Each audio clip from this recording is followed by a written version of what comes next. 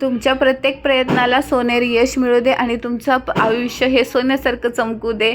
मंडळी, तुम्हाला दसऱ्याच्या हार्दिक शुभेच्छा। झालं का तुमचं दसरा पूजन, सरस्वती पूजन किंवा हत्यार पूजन, गाडींचे पूजन? सगळ्यांकडे वेगवेगळी पद्धत असते ना। आमचं गाडी पूजन झालं, हत्यार पूजन झालं। आता ह्या पिल्लेला सरस्वती पूजायला शिकवत होते। आता लहानपणी मी जेव्हा गावाला शाळेत होते तेव्हा आमच्याकडे पाटीवर काढायचे, म्हणजे सरस्वतीचं चिन्ह आहे ना, पण आता पाटी कुठे आहे ना, मग त्याला वहीच्या पानावरती सगळं मागच्या वर्षी दरवर्षी आम्ही असंच करतो, त्याच्या वह्या, पुस्तकं, अभ्यासाचं पॅड सगळं काय पुजलं। माझ्या व्हिडिओसाठी लागणारं माझं ट्रायपॉड, माझे मोबाईल, माझे व्हिडिओ ज्याच्यातून शूट करते सगळं काय पुजलं।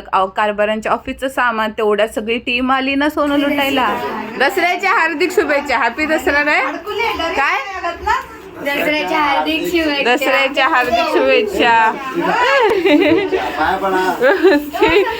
एवढे जण आले। दसऱ्याच्या हार्दिक शुभेच्छा। अय्यो, एवढं मोठं पान, मला पाय पडे, पाय पड। चला सरस्वतीच्या पाया पडा, सरस्वतीच्या सगळ्यांनी पाया पडा, ग्रुपमध्ये या।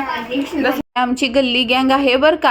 हे तर अर्धे चाले, 4-5 चालेत, अजून एक वर मागणी येतातच आहे। नुसता गोंगाटा होतं बरं का सगळेजण आल्यानंतर।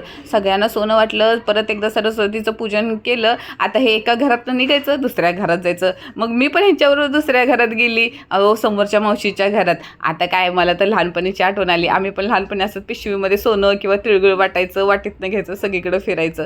तिथं तर गेलं तर त्यांचं नुकतंच पूजन चाललेलं होतं। सरस्वती माता तर होतीच होती, शिवाय ना आपले छत्रपती शिवाजी महाराजांचा ग्रंथ होता छावा नावाचा। मावशींना म्हटलं, मावशी मला परत वाचायला द्या बरं का, त्यांच्या मुलांनी पुजलेला होता। बोलले हा घेऊन जा म्हणून परत। मग काय, मग कारभार। दसऱ्याच्या हार्दिक शुभेच्छा। दसऱ्याच्या हार्दिक शुभेच्छा। सोनं घ्या, सोन्यासारखे राहा। शुभ दसरा।